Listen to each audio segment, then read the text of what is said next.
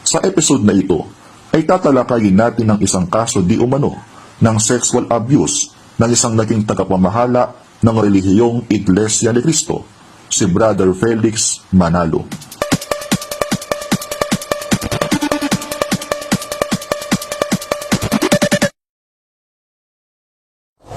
Ang sexual abuse ay talamak na kaso hindi lamang sa Pilipinas, kundi maging sa iba't ibang panig ng mundo. Nakalulungkot na ito ang madalas na laman ng maraming balita sa dyaryo at telebisyon at lalo na sa social media. Kahit ang mga iba't ibang mga tagapagturo ng relihiyon ay hindi nakaiwas sa mga kaso ng sexual abuse. Mananagot sa simbang Katolika ang paring Pinoy na nakulong sa Amerika dahil sa kasong pamomolestya. Aminado naman ng Vatican na ang sexual abuse ang pinakamalaking problema ngayong kinakaharap ng simbang Katolika sa buong mundo. Gayunman, hindi lahat ng kaso ng sexual abuse ay totoo. May mga pagkakataon na ito ay ginagamit para lamang siraan ng pagkatao ng taong inaakusahan nito. Ayon sa statistics, 2 hanggang 10% ng mga kaso ng sexual abuse ay false accusations o fake news lang. Sa episode na ito, ay tatalakayin natin ang isang kaso di umano ng sexual abuse ng isang naging tagapamahala ng relihiyong Iglesia ni Cristo, si Brother Felix Manalo. Balikan natin ang mga pangyayari noong 1939 hanggang 1941 at alamin natin kung totoo nga ba ang paratang na ito sa kanya o baka ito ay fake news lang. Let's get it on. Ayon sa salaysay mismo ni Rosita Trillanes na ginawa niya noong 1952, taong 1939, sina Raimundo Mansilungan, isang dating ministro ng INC, Cirilo Gonzales, dating General Secretary, at Teodoro Briones, dating editor ng Pasuko, ay itiniwalat sa Iglesia ni Cristo dahil sa mga anomalyang ginawa nila. Siya ay kinumbinsi ng tatlo na pirmahan ng isang liham na nagsasaad na siya ay ginahasa ni Brother Felix Manalo. Ipinangako sa kanya ng tatlo na ipapakita lamang liham na ito sa mga miyembro ng Iglesia bilang paghihiganti laban kay Brother Felix Manalo dahil sa pagtitiwalag sa kanila. Pinirmahan ni Rosita ang sulat. Hindi na natin babasahin ng buo ang liham dahil hahaba masyado itong video natin. Ipunto na lamang natin ang mga nakasa doon na si Rosita di umano ay ginahasa ni Brother Felix Manalo at bukod sa kanya ay may 30 babae pa di umano na naging biktima ng sexual abuse. Mababasa na lamang ninyo ang buong liham sa link sa description. Ang liham na ito ay ipinakita ng grupo ni Mansilungan sa mga miyembro ng Iglesia ni Cristo upang hikayatin ng mga kapatid na lumaban sa pamamahala ni Brother Felix Manalo.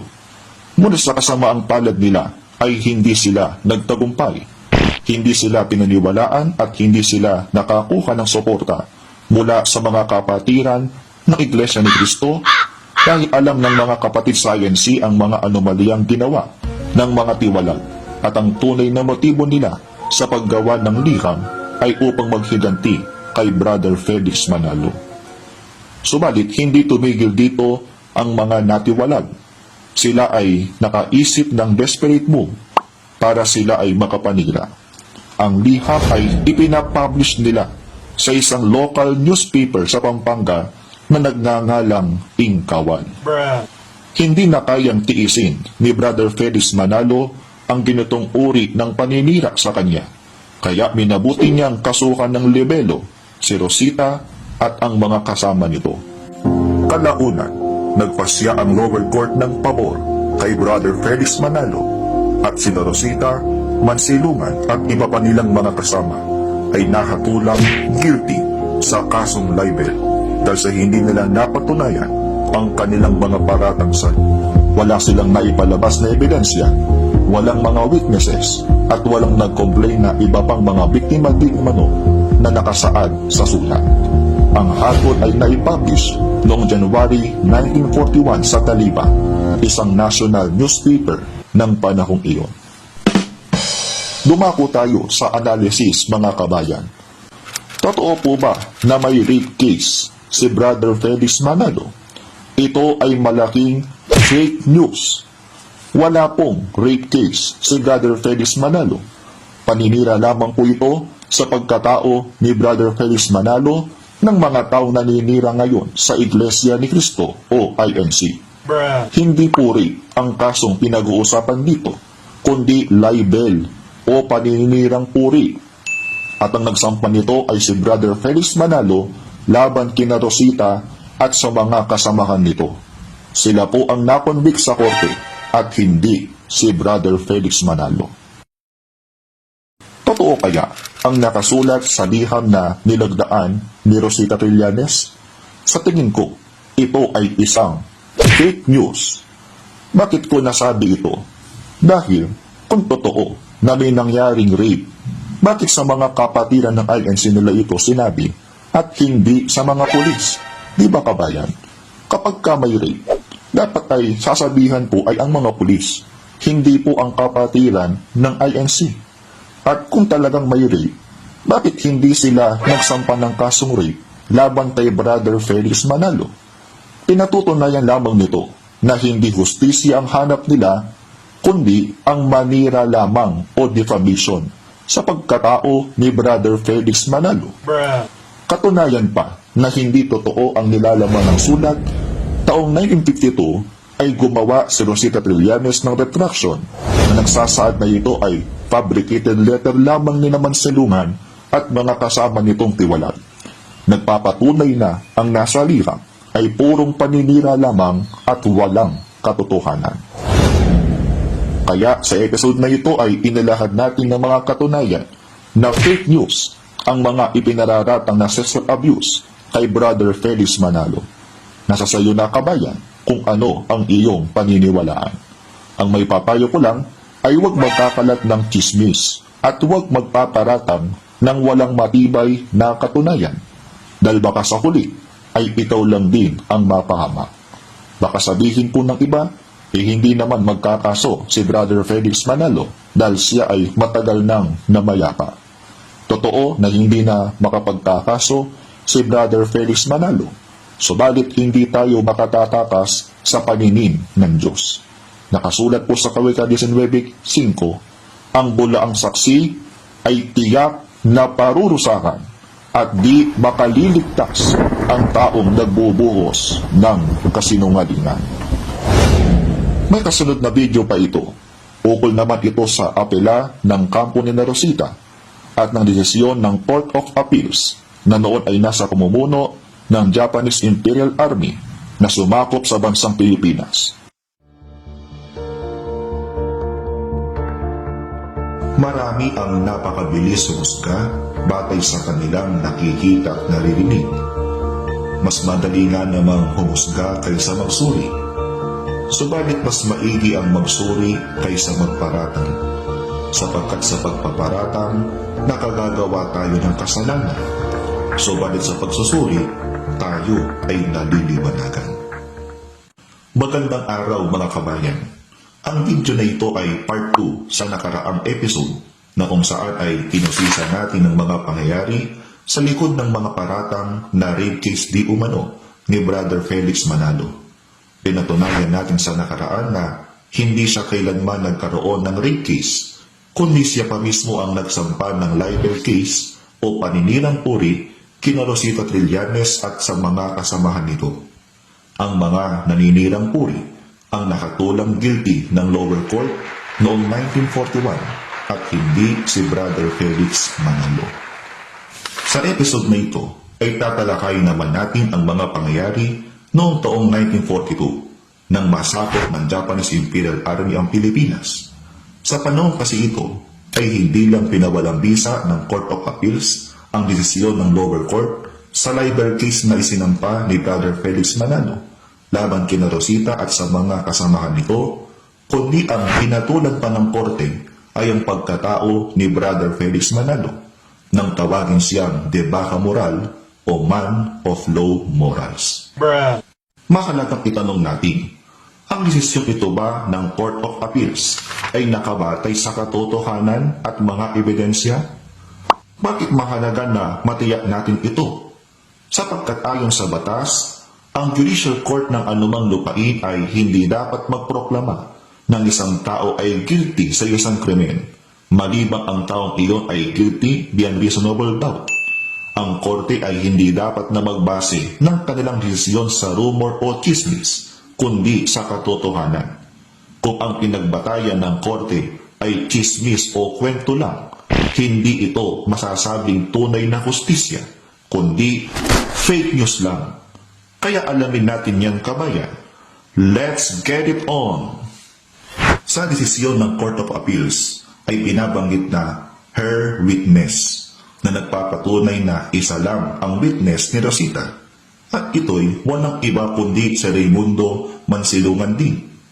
Sa desisyon ng korte ay binanggit din na a certain Liloy, a certain Basilia, a certain Protasio at iba pa na nagpapatunay na ang mga taong ito ay hindi lumitaw sa korte. Kaya nga gayon ang tawag sa kanila, a certain person. Sa makatwid, ang pinagbatayan lamang ng desisyon ng korte ay ang mismong mga pahayag lamang ni Rosita at ni Mansilungan. Kapansin-pansin din na sa pahayag ni Rosita ay bumanggit siya ng 30 iba pang mga biktima di umano bukod sa kanya. Ngunit nabigo siyang maipakita o mapangalanan man lang ang iba pang mga biktima. Ang nakakapagtaka, kaagad na tinanggap ng korte na katotohanan ang mga salita ni Rosita na si Brother Felix Manalo ay nang-rape ng maraming babae nang hindi pinangalanan sa korte ang ibang mga biktima. Sa totoo at matwid na korte, kung sasabihin ng isang tao na ang taong ito ay gumakasa ng maraming babae, tiyak na tatanungin ng korte ang mga pangalan ng mga babaeng ginakasa. Kung sasagutin niya na hindi ko alam ang mga pangalan dahil narinig ko lang ito sa isang nagngangalang Raimundo, tiyak na tatawagan ng korte ang pahayag na iyon bilang isang rumor o chismis at hindi isang katotohanan. Kaya tiyak na ang desisyon na ito ng korte na tinawag na man of low morals si Brother Felix Manalo ay fake news lang sapagkat batay lamang ito sa mga rumors o chismis at hindi sa facts o katotohanan at mga ebidensya. Kung ikaw ang taong iyon na pinaratangan ng mali at walang mga ebidensya, masasabi mo bang hustisya kung ikaw ay mahatulan? Ganyan din ang nangyari kay Brother Felix Manalo. Pinaratangan siya ng pang-aabuso at panggagahasa at ito ay ipinakalat pa sa pamamagitan ng paglalathala sa dyaryo. Subalit walang maipalabas ng mga pangalan ng biktima, walang ibang mga testigo at wala ding mga ebidensya, kundi kwento lang. Kaya nga, nagsampas yan ng kasong libelo at nakatulang guilty ang mga naninirang puri sa kanya. Makukulong na sana ang mga naninirang puri kung hindi lang binaligtad ng Court of Appeals ang desisyon ng lower court noong July 1942. Pero, bakit pinanigan ng Court of Appeals noong 1942 ang mga nanirang puri kay Brother Felix Manalo? Ngayon wala naman silang mga testigo at mga ebidensya. Sapagkat mayroong 3 malaking pangyayari noong taong 1942 na nakaapekto sa desisyong ito ng Court of Appeals. Una, January 1942, sinakop na ng mga Hapon ang bansang Pilipinas. Napasailalim na ng Commander-in-Chief ng Japanese Imperial Army na si General Masaharu Homa ang mga judicial court ng Pilipinas. Ikalawa, May 1942, ang totoong Chief of Justice ng Supreme Court noon ng Pilipinas na si Ginoong Jose Abad Santos ay pinatay ng mga Hapon dahil ayaw niyang sumunod sa kanilang kagustuhan. Ikatlo, nagkaroon ng alitan si Brother Felix Manalo at ang mga Hapon. Nagsakupin kasi ng mga Hapon ang Pilipinas noong 1942. Tinangka nilang magtatag ng Federation of Churches upang madali nilang makontrol ang lahat ng mga simbahan sa bansa at magamit ang mga ito upang makuha ang suporta ng mga Pilipino. Si Brother Felix Manalo ang gusto ng mga Hapon na mamuno sa federasyong ito. Subalit, tinanggihan niya sila. Kaya nagalit ang mga Hapon. Hindi nila pinatay si Brother Felix Manalo dahil alam nilang lalo itong magpapaalab ng galit ng mga Pilipino sa mga Hapon. Kaya binalak na lamang nilang siraan ang integridad ni Brother Felix Manalo upang mawala ang suporta sa kanya ng mga kapatid at iba pang mga Pilipino. I told you not to speak! Kaya noong July 1942, ipinakalat sa buong bansa ang desisyon ng korte na pagpapawalang bisa sa kasong libelo na isinampa ni Brother Felix Manalo at pagtawag sa kanya ng korte na man of low morals. Subalit sa mga taong nakakaunawa sa mga pangyayari noon, alam nila na ito ay fake news lang. Bakit? Sapagkat, una, ang desisyong ito ng korte ay batay lamang sa pahayag ni Rosita Trillanes at Raimundo Mansilungan. Walang ibang witness at walang mga ebidensya. Ang desisyon ay nakabatay lang sa rumors o chismis at hindi sa facts o katotohanan. Ikalawa, ang mga korte sa panahong iyon ay nasa ilalim ng pamumuno ng mga Hapon at mayroong alitan ang mga Hapon at si Brother Felix Manalo na sa pagtanggi niya sa kanilang kagustuhan. Kaya, walang binaliktad ng Court of Appeals ang desisyon ng lower court at tinawag pa si Brother Felix Manalo na man of low morals na napublish at naipalaganap sa buong bansa. Wala itong malaking epekto sa mga kapatid at hindi kapatid.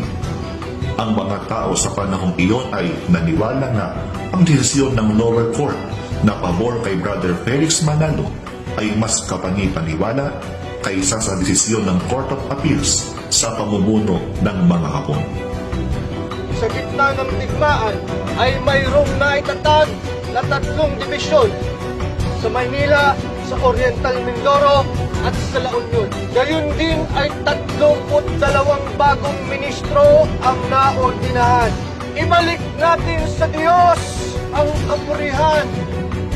Ngayon lang naman ito sa panahon natin, mas binibigyan ng pansin ng iba, lalo na ng mga taong pumuusig sa Iglesia ni Cristo at kay Brother Felix Manalo, sapagkat marami ang hindi na nakakaalam ng history o kasaysayan ng mga panahong iyon, kaya mayroon silang napapaniwala. Nasa sa iyo na kabayan kung ano ang iyong paniniwalaan. Subalit sana ay huwag nating ibatay ang ating paniniwala batay lamang sa mga kwento o sabi-sabi, kundi sa katotohanan. Totoo man na sa desisyon ng korte ay tinawag na man of low morals si Brother Felix Manalo. Subalit ang desisyon ito ay nakabatay lamang sa rumor o chismis at hindi sa katotohanan.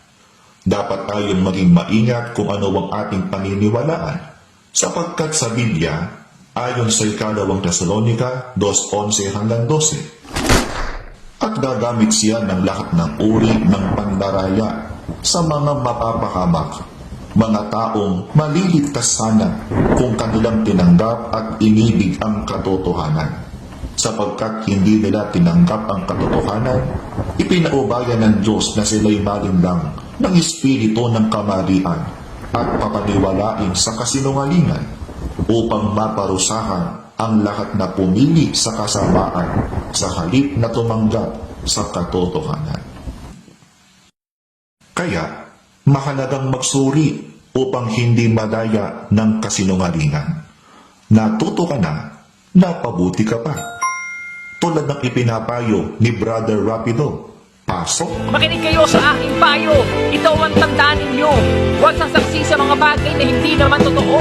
Huwag magbibitiw ng mga salita kung hindi ka naman sigurado, lalo't kung nakasalalay dito tangal ng isang tao. At sa mga nakikita sa internet, huwag agad maniniwala. Mag-ingat upang hindi kayo madaya. Dahil alam naman natin, hindi lahat ng balita ay tama. Maging matalino. Huwag magpapaloko. Mag-ingat sa pagpo-post, pagla-like, pag-share ng kung ano-ano.